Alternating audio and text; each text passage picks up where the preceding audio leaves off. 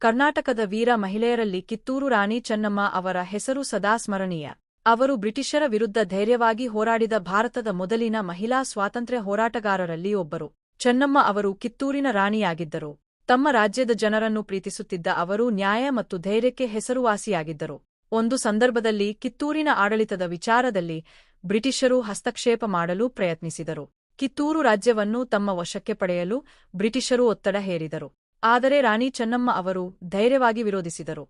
ನಮ್ಮ ಕಿತ್ತೂರು ನಮ್ಮದೇ, ಅನ್ಯಾಯದ ಮುಂದೆ ನಾವು ತಲೆಬಾಗುವುದಿಲ್ಲ ಎಂಬ ದೃಢ ನಿಲುವಿನೊಂದಿಗೆ ಅವರು ಹೋರಾಟಕ್ಕೆ ಸಿದ್ಧರಾದರು. ಬ್ರಿಟಿಷ್ ಸೈನ್ಯ ಕಿತ್ತೂರಿನ ಮೇಲೆ ದಾಳಿ ಮಾಡಿದಾಗ ರಾಣಿ ಚೆನ್ನಮ್ಮ ತಮ್ಮ ಸೈನಿಕರೊಂದಿಗೆ ಧೈರ್ಯದಿಂದ ಪ್ರತಿರೋಧಿಸಿದರು. ಅವರ ಸೇನೆಯು ಶೌರ್ಯದಿಂದ ಹೋರಾಡಿತು.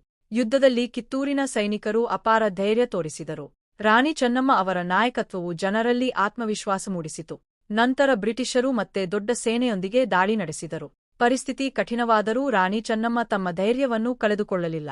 ಕೊನೆಗೆ ಬ್ರಿಟಿಷರು ರಾಣಿ ಚೆನ್ನಮ್ಮ ಅವರನ್ನು ಬಂಧಿಸಿದರು.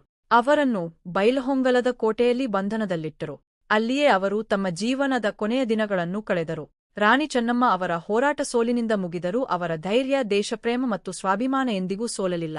ಇಂದಿಗೂ ಕಿತ್ತೂರು ರಾಣಿ ಚೆನ್ನಮ್ಮ ಕರ್ನಾಟಕದ ಜನರಿಗೆ ಹೆಮ್ಮೆಯ ಸಂಕೇತವಾಗಿದ್ದಾರೆ. ನೀತಿ, ಧೈರ್ಯದಿಂದ ಅನ್ಯಾಯವನ್ನು ಎದುರಿಸುವುದು ಮತ್ತು ನಾಡಿನ ಗೌರವಕ್ಕಾಗಿ ನಿಲ್ಲುವುದು ನಿಜವಾದ ವೀರತ್ವ.